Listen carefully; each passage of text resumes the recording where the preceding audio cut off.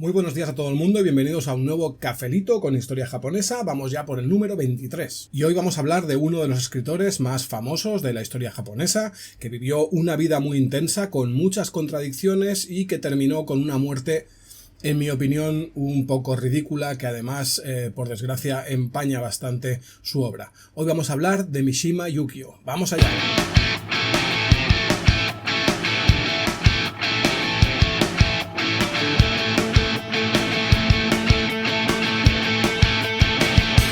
Mishima es uno de los mejores y más famosos escritores o novelistas de la historia japonesa, toda una superestrella literaria, incluso en Occidente, el número uno por lo menos hasta la llegada de Murakami. Él, también como Murakami, nunca ganó, bueno, Murakami aún puede hacerlo, él nunca ganó el Nobel de Literatura, como sí hicieron otros escritores como Kawabata o como Oe Kenzaburo, recientemente desaparecido, pero lo he elegido a él para hacer un cafelito porque su vida fue seguramente más interesante o más peculiar que la de estos últimos, en el buen sentido y también en el malo. Mishima escribió 13 novelas, 2 docenas de obras de teatro y más de 100 ensayos e historias cortas, y de todos los autores japoneses es el más traducido de nuevo hasta la llegada de Murakami. Pero es que además de toda esta obra literaria, que no es poca cosa, tuvo también tiempo para ser culturista, para ser practicante de kendo, para viajar por todo el mundo, para ser actor de cine, director de cine y para convertirse además en un ultranacionalista de extrema derecha con su propio ejército. Para los japoneses resulta un personaje un tanto incómodo, no solo por su final, que después lo veremos, sino también por su homosexualidad y por una extraña fijación con la violencia y con la muerte. Pero vamos a echar un vistazo primero a su vida. Mishima nació en una familia acomodada de Tokio y la figura dominante, sobre todo en su infancia, fue su abuela paterna, una abuela de familia aristocrática, quien insistió en hacerse cargo de criarlo de manera exclusiva, algo a lo que su padre accedió y parece que a su madre ni siquiera le preguntaron. Su abuela no le permitía salir a jugar con otros niños y incluso su madre solo podía pasar con él unos ratos cuando iban o volvían del colegio, y sus hermanos tampoco tenían apenas contacto con él, así que la única diversión que tenía era pues, sus libros y sus propias fantasías. A los 12 años de edad, a causa de la mala salud de su abuela, pudo volver por fin a vivir con sus padres, pero esos primeros años viviendo con su abuela marcarían su vida y su personalidad para siempre. En su nuevo colegio, los profesores se dieron cuenta rápidamente del gran talento que tenía para escribir y lo animaron a escribir poesías, a escribir cuentos, y cuando tenía 16 años también sus profesores le pidieron que enviase una historia a una revista literaria adulta, y fue entonces cuando, para evitar que su padre se enterase, adoptó el seudónimo de Mishima Yukio. Un año después, en 1942, su padre volvió a casa después de haber pasado unos años viviendo en Osaka por temas laborales, y descubrió entonces que su hijo se estaba dedicando a escribir, algo que no le hizo ninguna gracia, lo enfureció y a menudo entraba en su habitación para romper todos los manuscritos que encontraba. Algo más tarde, en 1945, con Japón metido plenamente en la Segunda Guerra Mundial, Mishima fue llamado a filas, ya a finales de la guerra, pero a causa de una fiebre y de un diagnóstico erróneo fue declarado no apto y pudo volver a estudiar. A mí esto me suena que su padre movió algunos hilos, pero vaya, no quiero ser mal pensado. Estudió Derecho Alemán en la Universidad Imperial de Tokio y en el año 1948 empezó a trabajar en el Ministerio de Economía, compaginándolo con escritura para revistas literarias, hasta que dejó su trabajo en el ministerio solo 9 meses después de haber empezado, para enfado de su padre, quien suele decirse que al final, resignado, le dijo: de acuerdo, deja tu trabajo, pero entonces asegúrate de ser el mejor escritor de Japón. Pues dicho y hecho, solo 2 meses después, Mishima comenzó a escribir Confesiones de una máscara, uno de sus libros más famosos, una novela autobiográfica brutalmente honesta, en la cual explica sus fantasías relacionadas siempre con la muerte, relacionadas con los hombres, aunque Mishima explicaba que él mismo no entendió que era homosexual hasta un tiempo después. Y esta novela resultó ser el gran bestseller del año de 1949, fue alabada por toda la crítica, a pesar de que muchos de estos críticos también se sintieron bastante horrorizados por algunos pasajes que eran demasiado explícitos. Y así, el joven Mishima, con solo 24 años, se convirtió de repente en uno de los principales escritores japoneses. Empezó entonces a escribir más novelas, pero no únicamente novelas, también escribió bastantes versiones modernas de obras de teatro no y de teatro kabuki, maravillando tanto a críticos como a actores de estos géneros teatrales. Por otro lado, en un ámbito más personal, a mediados de los años 50, empezó a obsesionarse con el tema de la salud, con el tema del culto al cuerpo, y por eso empezó a trabajar mucho en el gimnasio, a practicar kendo y a broncearse cada día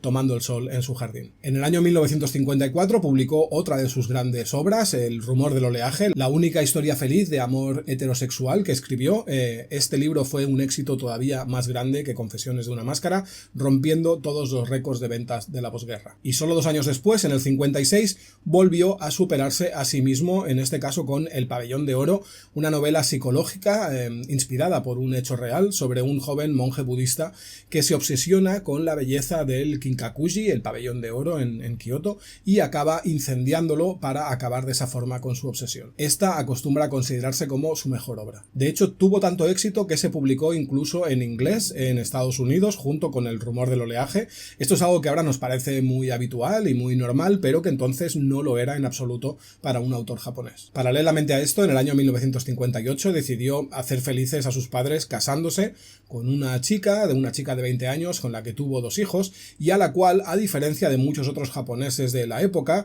la llevaba con él a todos sus viajes,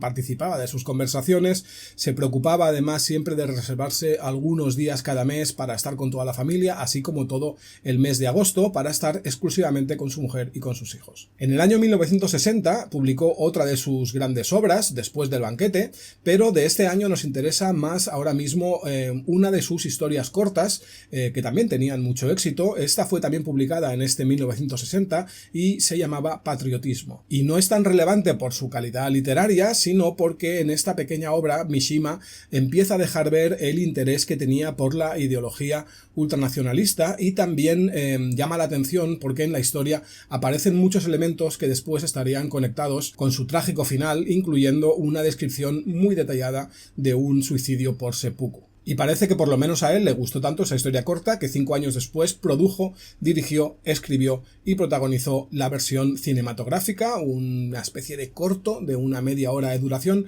que tuvo mucho éxito tanto en Japón como en Europa. Claro, en este momento nadie podía imaginarse que lo que sucedía en esta película era algo con lo que el propio Mishima había empezado ya a fantasear y que de hecho acabaría llevando a cabo. Porque Mishima empezó a obsesionarse con estas ideas tan tóxicas desde mi punto de vista de devolverle a Japón su espíritu guerrero, todo el mito samurái, el bushido y compañía, y llegó un momento en el que no tuvo suficiente con promover estas ideas o con fantasear con ellas o llevarlas incluso a la literatura, sino que decidió que había que pasar a la acción. Y así, en 1968, fundó un pequeño ejército privado denominado la Sociedad del Escudo, cuyos 11 primeros miembros juraron con un pacto de sangre proteger al emperador de los comunistas. En muy poco tiempo ya eran 80 miembros. Y pese a este ultranacionalismo, Mishima, él personalmente,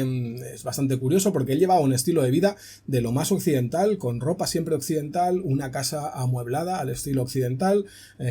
comía comida estilo occidental, tenía muchos amigos occidentales, él mismo hablaba inglés de manera fluida, etc. Y cuando se le comentaba esto mismo, pues él se excusaba diciendo que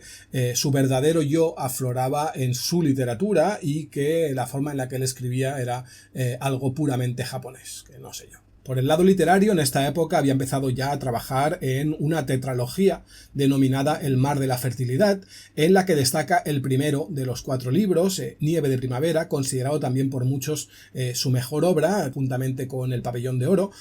mientras que las otras 3 novelas pasaron un poco más sin pena ni gloria. Estas portadas que veis aquí las he sacado todas de Alianza Editorial, que tienen una colección llamada Biblioteca Mishima, excepto la del pabellón de oro, que también era de Alianza, pero no sé por qué no pertenece a la colección Mishima. Dejamos el lado literario con esta tetralogía y retomamos el lado, digamos, fantasioso político en el año 1970, cuando Mishima tenía ya 45 años y empezaba a llegar un poco tarde a su ideal de morir joven y bello. El 25 de noviembre de ese 1970, y junto con los 4 miembros principales de la Sociedad del Escudo, puso en marcha un plan que implicaba hablar a las tropas del ejército ejército japonés, de las fuerzas de autodefensa, para denunciar especialmente el artículo 9 de la Constitución japonesa, un tema del que hablaremos en otro cafelito, donde se establece que, y cito literalmente, el pueblo japonés renuncia por siempre jamás a la guerra como derecho soberano de la nación.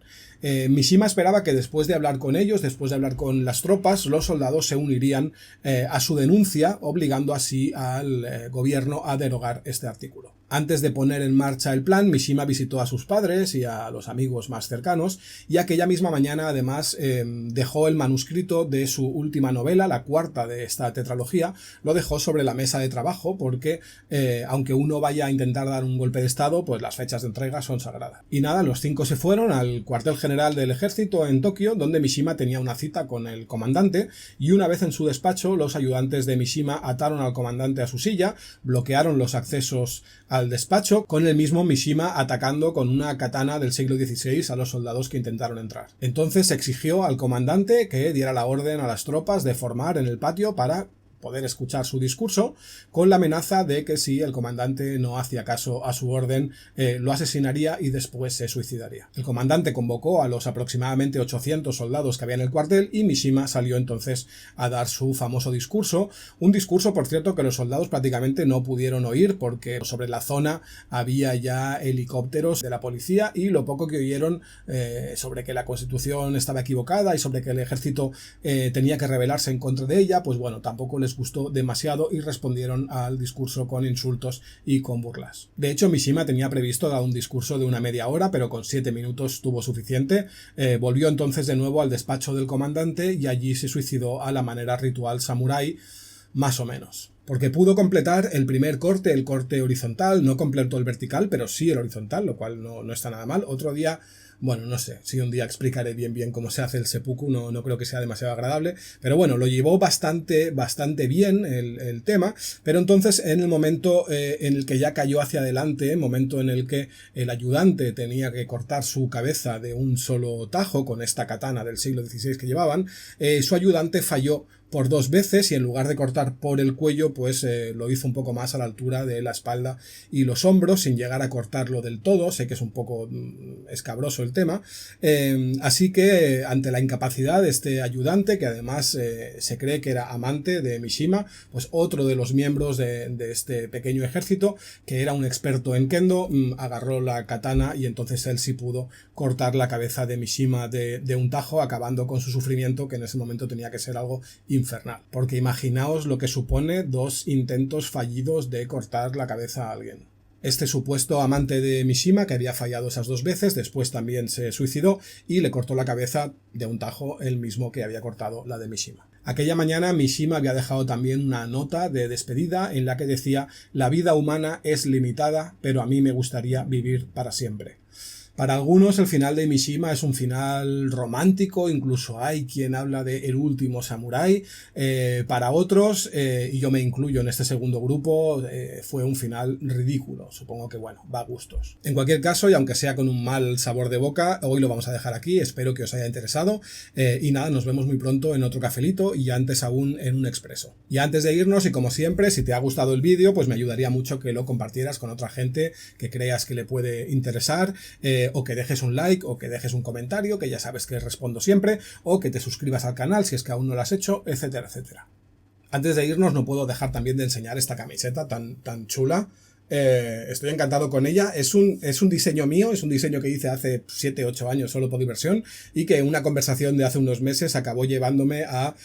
regalar el diseño a una gente que hace este tipo de camisetas frikis. La vi ya a la venta en el pasado Salón del Manga de Barcelona o Manga BCN y nada, me regalaron algunas y la verdad es que me gusta mucho cómo ha quedado. Y ahora sí, eso es todo, nos vemos muy pronto y hasta entonces, cuidaos mucho, que vaya bien.